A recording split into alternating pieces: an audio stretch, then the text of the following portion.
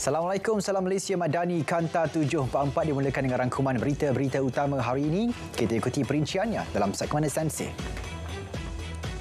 Perdana Menteri menandatangani perjanjian melibatkan jaminan kerajaan kepada Lembaga Kemajuan Tanah Persekutuan Felda.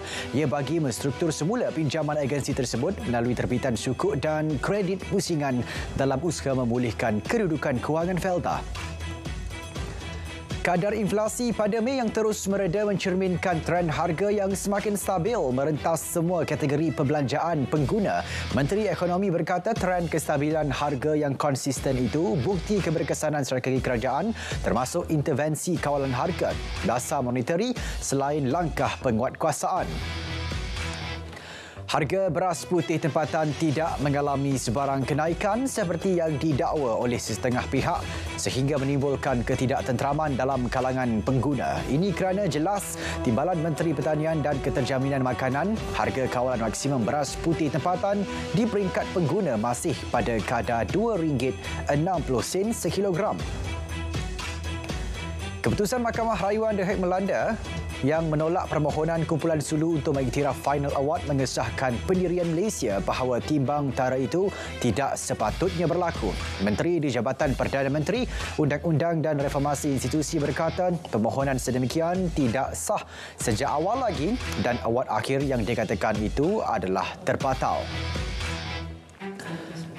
Status 134 mangsa sindiket penipuan tawaran pekerjaan di Filipina yang dipercayai rakyat Malaysia sedang dikenal pasti.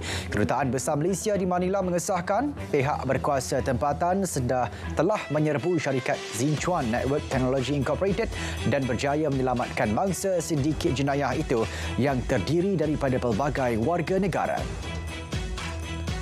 1.84 juta jemaah direkodkan untuk musim haji tahun ini termasuk 184,130 jemaah domestik. Jemaah dari negara-negara Asia merupakan paling ramai iaitu mewakili 63.5% daripada jumlah keseluruhan. Ia diikuti negara-negara Arab 21%, Afrika 13% dan Barat termasuk Eropah, Amerika serta Australia.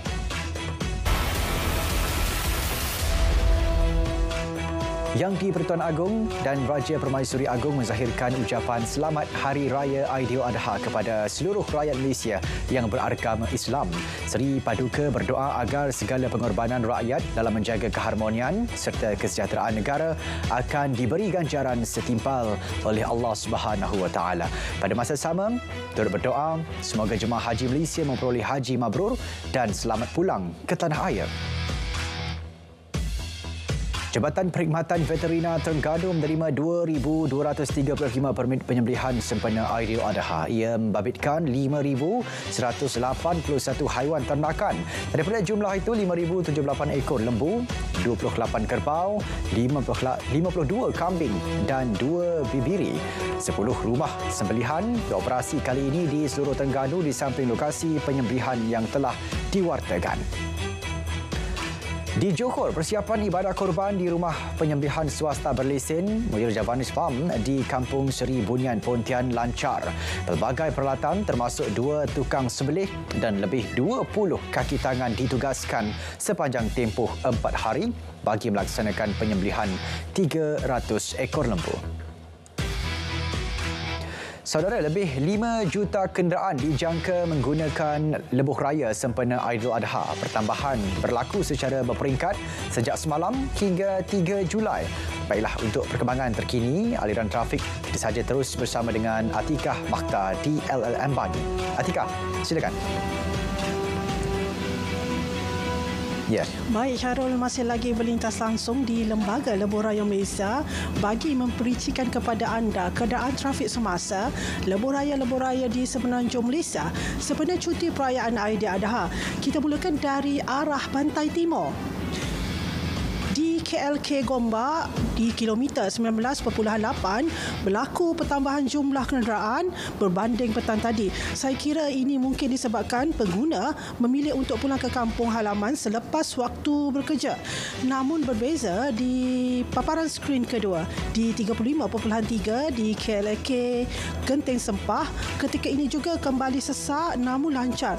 Namun saya difahamkan lewat petang tadi terdapat satu kemalangan di kilometer 35.3 arah timur menyebabkan lorong kanan terhalang. Seterusnya kita alihkan pandangan ke arah utara iaitu di Slim River kilometer 367.75 kenderaan bergerak perlahan mengalami sedikit kesesakan menuju ke Ipoh. Walau bagaimanapun ia lancar dan anda dinasihatkan untuk sentiasa fokus pada pemanduan. Dan yang terakhir arah selatan iaitu Nilai Utara menuju Seremban mengalami pertambahan jumlah kenderaan namun kenderaan bergerak dengan lancar. Baik, itu sahaja tumpuan lebuh raya yang dapat saya berikan sedikit gambaran, namun anda dinasihatkan untuk sentiasa mematuhi cadangan waktu perjalanan TTA yang telah ditetapkan oleh LLM bermula semalam hingga 2 Julai nanti. Saya kira itu sahaja setakat ini. Kembali kepada Syairul di Angkasa Puri. Silakan Syairul. Baik, terima kasih Atikah di LLM Bangi. Seterusnya di Kelantan, beberapa laluan di negeri itu dilaporkan mula sesak. Untuk perinciannya kita bersama Amirul Hafiz Rosli di Kota Baru. Amirul, silakan.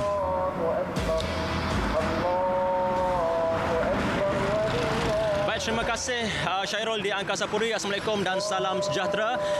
Seketika ini saya berada di Jalan Kota Baru, Pasir Putih Kota Baru untuk meninjau keadaan trafik terkini sempena cuti perayaan Aidiladha yang bakal disambut esok.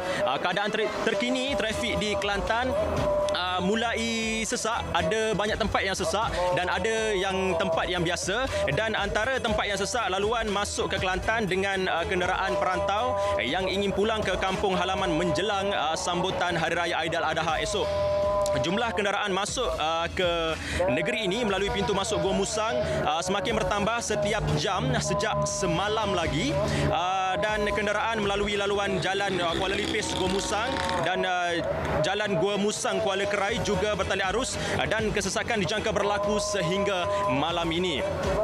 Kompleks ICQS di Rantau Panjang dan Bukit Bunga Jeli juga mulai sesak apabila warga Thailand yang mencari rezeki di negara ini mula pulang ke kampung halaman masing-masing untuk menyambut Hari Raya Aidiladha esok. Tinjauan kami di ICQS, di kedua-dua ICQS sebenarnya, hari ini mendapati suasana sesak seawal jam 7.30 pagi lagi apabila rakyat Thailand memenuhi kawasan tersebut untuk menyelesaikan beberapa urusan, antaranya berkait dengan urusan imigresen. Pada masa sama, motosikal tambang turut sibuk hari ini apabila memunggah daripada ICQS ke Rantau Panjang untuk memunggah warga Thailand yang sampai ke situ dengan bas, dengan van. Saya kira setakat itu saja laporan trafik saya untuk Kanta 744.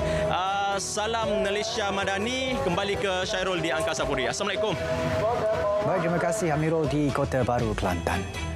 Seorang peniaga dan anaknya berusia 10 bulan maut selepas kereta dinaiki bertembung dengan trailer. Insiden berlaku di Jalan Rompin Endau, Kampung Batu Lapan, Pontian Rompin pada pukul 1.15 pagi tadi.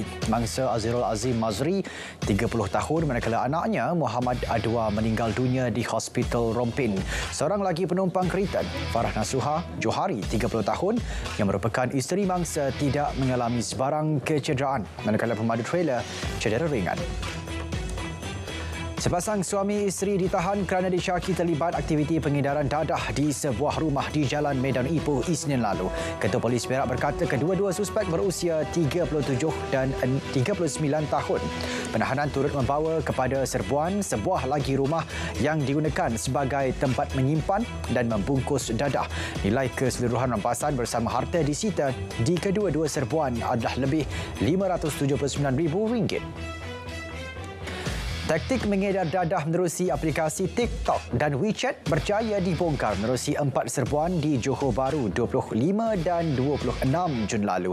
8 individu diberkal sekaligus. Pelbagai jenis dadah bernilai RM927,000 dirampas.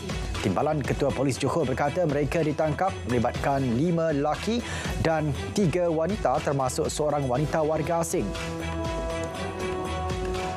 Baik, negara terpedaya dengan ramalan mengalami nasib malang serta kemalangan maut. Seorang wanita warga emas di Sibu kerugian lebih RM230,000. Pesuruhjaya Polis Sarawak berkata kejadian bermula apabila wanita terbabit didatangi 3 wanita yang tidak dikenali. Salah seorang daripada mereka dipercayai warga negara China yang mendakwa pandai menilik nasib dan perlu mengeluarkan sejumlah wang menolak bala. Punca kejadian kebakaran sebuah bilik siasatan jenayah IPK Perak masih dalam siasatan pihak bomba. Ketua Polis berkata pihaknya telah meminta bantuan JKR dan TNB untuk mengenal pasti tahap keselamatan bangunan tersebut. Beliau mengakui kejadian tersebut sedikit sebanyak menjejaskan penugasan Jabatan Siasatan Jenayah Perak.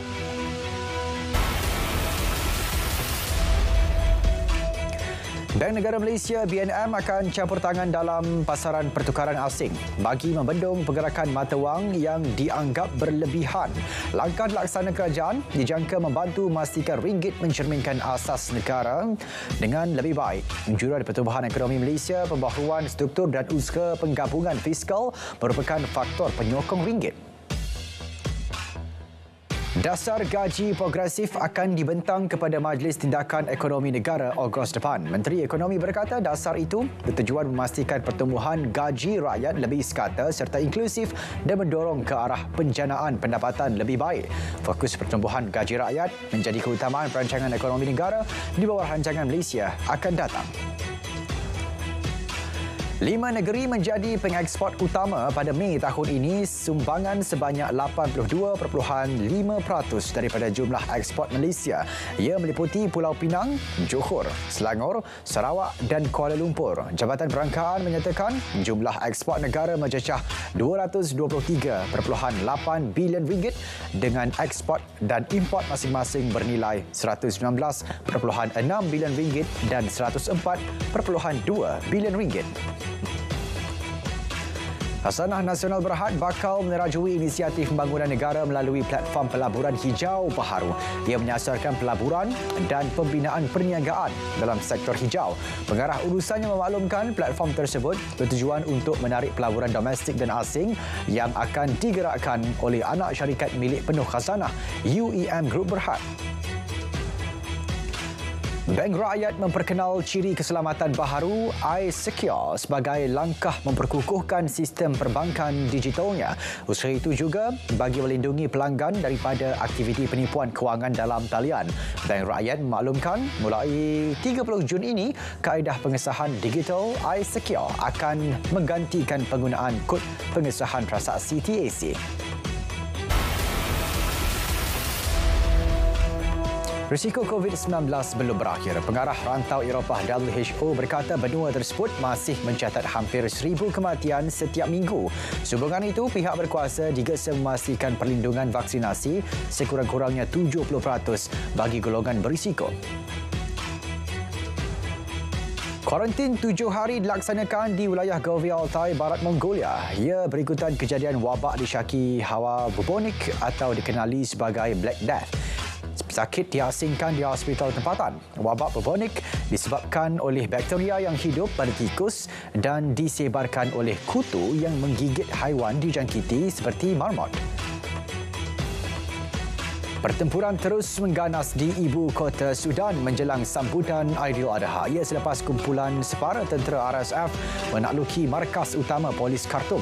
Pertempuran sengit antara pasukan tentera pimpinan Jeneral Abdel Fattah al-Burhan dengan RSF pimpinan Jeneral Mohamed Hamdan Daglo itu tertumpu di sekitar pangkalan tentera. 9 individu ditahan kerana mencetuskan keganasan di Paris. Ia selepas polis menembak mati remaja 17 tahun yang cuba melarikan diri daripada sekatan jalan raya pada Selasa. Insiden menimbulkan kebimbangan berhubung penggunaan kekerasan pasukan keselamatan terhadap orang awam.